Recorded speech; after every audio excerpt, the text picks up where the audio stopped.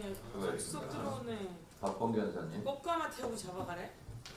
미쳤구만. 네, 박범 뭐가 되는 거예요? 차관. 말을 쓰라니 미친네. 그래서 결국은 오늘 이 일소위를 통과한 이 내란 특검 법안이 앞으로 이 우리 전체회의에서 통과될 가능성이 높고 나머지 이제 여야 지도부 간에 최종적인 조율이 있을 가능성이 있지만 이대로 통과된다면 차관의 결론은 그러면 그 최상목 대행에게 이거 부결 거부권 행사해야 됩니다라고 법무참모로서 얘기할 겁니까? 아직 그 건의 내용에 대한 결정을 확정 지을 단계는 아니기 때문에. 근데 이렇게 말이 많아요. 왜 이렇게 말이 많아요? 예? 자, 본인이 제3자 추천, 대법원장 추천은 매우 진전된 것이고 위헌성을 나는 동의하지 않지만 본인 입으로 위헌성이 상당 부분 제거된 것이다. 그죠? 네. 그래서 중립성이 확보될 수 있는 아니다는 그것까지 얘기를 했어요. 그럼 그 일관되게 일국의 법무부 차관이면 법적 안정성을 최종적으로 판단을 해줘야지. 여기 가서는 진전된 것이고 여기 와서는 아직도 불투명하고 그러면 안 된다. 네, 저 임명 방식에 알겠어요? 네, 임명 방식에 대해서는 제가 좀 전에 했던 자. 발언과 차이는 없습니다. 외환하는데 북한이 러시아 전쟁에 병력을 파견하니까 윤석열이 뭐라 그랬어? 예? 살상 무기를 우크라이나에 지원할 수도 있다. 그 다음날 러시아가 뭐라 그랬습니까? 급격한 대응을 하겠다. 이 정도면 전쟁 가능성을 러시아가 인정을 한 거예요. 자, 이 비상계엄이 작년에 준비된 게 아니고 재작년 2023년도부터 미리 치밀하게 계획됐다는 얘기는 보도를 보셨죠. 그런 내용의 보도는 본 적이 있습니다. 그것과 관련된 수 있는 어떤 압수수색에 의해서 증거가 확보되면 아까 우리 김영민 의원이 적절 얘기했듯이 전쟁을 통해서라도 대한민국 국민들의 총뿌리를 겨누고 살상이 일어나더라도 그것을 빙자해서 비상계엄을 하고 내란을 해서 자기의 권력을 유지하겠다라는 게 윤석열의 생각이란 말입니다. 왜 이 부분을 수사 못해요? 왜 이 부분을 수사 못합니까? 예? 드론 평양에서 무인기 떨어졌어. 그거 관련해서 대통령의 지시, 안보실을 통해서 지시했다라는 그러한 보도도 봤지요. 관련된 내용은 그것과 관련해서 우리나라 드론사령부, 합참, 국방부 어디도 NCND 수십 차례 물어봤습니다. 아니면 아니라고 얘기하면 되는 거예요. 확인해 줄 수 없다.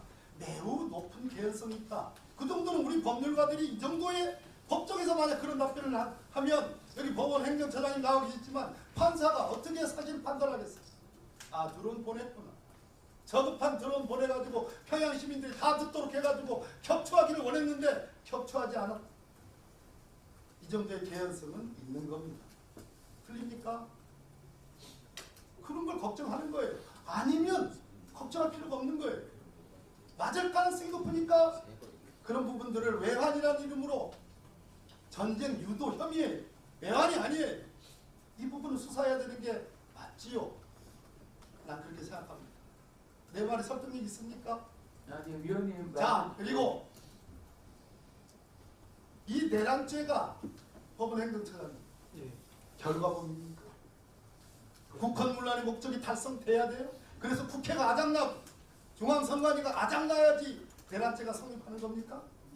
아니죠. 과거 5.17 비상계엄 확대에 대해서 우리 대법원이 상태범이라고 했습니다. 상태범이란 뭐냐? 내란죄의 기수가 됐더라도 내란죄 기수는 계엄 해제라고 칩시다. 그 이후에 위법 상태가 위험한 상태가 계속 유지된다는 얘기예요.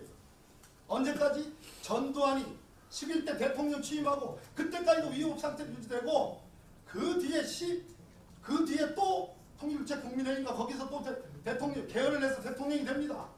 12대 대통령. 그래서 계엄을 해제하는 그 시점에서 가서야 81년 8월 달인가? 아니야. 81 1월 24일 이때서야 계엄이 종료됐다고 보는 거예요. 무슨 말인지 알겠어요? 그러면 지금 윤석열이 명백하게 지금 대통령으로 살상 무기를 써서라도 무기를 사용하더라도 체포집행을 막으라 이렇게 한 판국이고 그 앞에서 관저 앞에서 아스팔트 태극기 부대가 선동하고 당신이 지금 해석했듯이 우리 창앞에서 해석했듯이 선전과 선동은 달라요. 선동은 말하는 것처럼 과거의 행위에 대한 선동이 있었어요. 선전은 지속되는 위법한 상태를 계속해서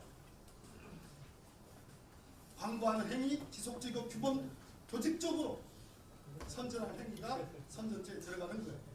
내란은 종료되지 않았단 말이에요. 위법 상태가 유지된단 말이에요. 심지어 대통령이 총기를 사용하라고 정도로 지시했다면 제2 내란 행위의 핵심이에요.